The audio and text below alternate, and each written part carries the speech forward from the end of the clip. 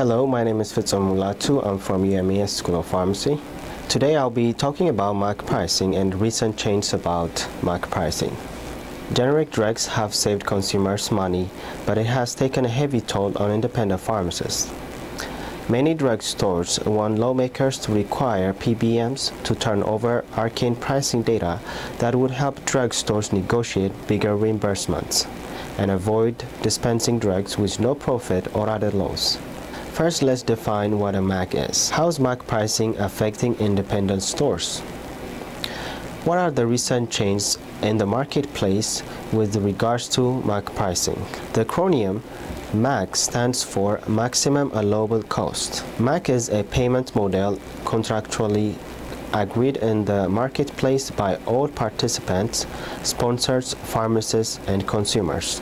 MAC pricing came into existence as a managed care tool to encourage the dispensing of cost-saving generic drugs. A maximum allowable cost, or MAC, generally refers to a payer or PBM generated list of products that include upper limit or maximum amount that a plan will pay for generic drugs and brand name drugs that have generic versions available, also called multi-source brands.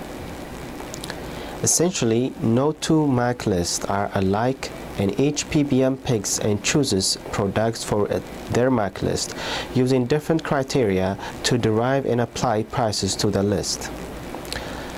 Some of the factors that PBM consider to choose products for inclusion on a list are availability of the product in the marketplace, whether the product is obtainable from more than one manufacturer, how the product is rated by the FDA in relation to the innovation drug, and price differences between the brand name and generic products. However, there is no standardization in the industry as to the criteria for the inclusion of drugs on MAC list or for the methodology as to how the maximum price is determined, changed, or updated. A PBM can create different MAC lists for different clients.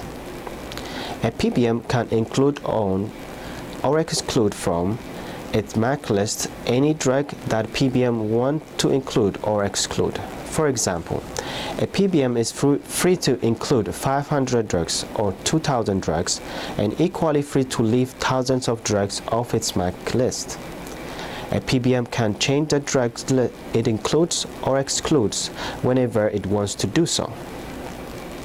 A PBM can select any price it wants to as the MAC prices for the drugs on their MAC list. For example, for a generic drug that actually costs $4, a PBM can create a MAC price of $40 or a MAC price of $100. Because of this lack of clarity, many PBM use their MAC list to generate significant revenue for the PBM. Typically, they utilize an aggressively low MAC price list to reimburse their contracted pharmacies and a different higher list of prices when they sell to their clients or plan sponsors.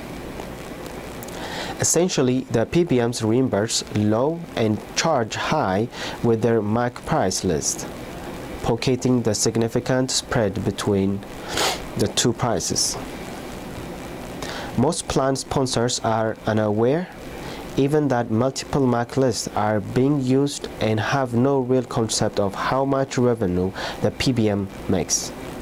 Neither plan sponsors nor contracted retail network pharmacies have any transparency into the MAC process. Retail pharmacists are not informed how products are added or removed from a MAC list or the methodology that determines how reimbursement is calculated. So what are the recent changes?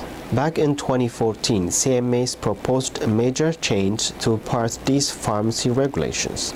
Under the proposed rules, PBMs would face intense scrutiny over cost-saving and generic prescription reimbursement using MAC.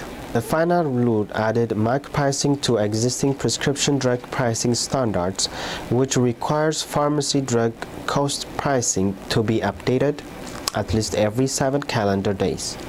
Sponsors are also required now to disclose MAC prices to applicable pharmacies in advance of their use for reimbursement. There is still more work to be done. We should urge CMS for more rigorous efforts to ensure greater prescription drug plan transparency in regard to maximum allowable cost. So hope this movement will change MAC pricing under other coverage plans other than Part D.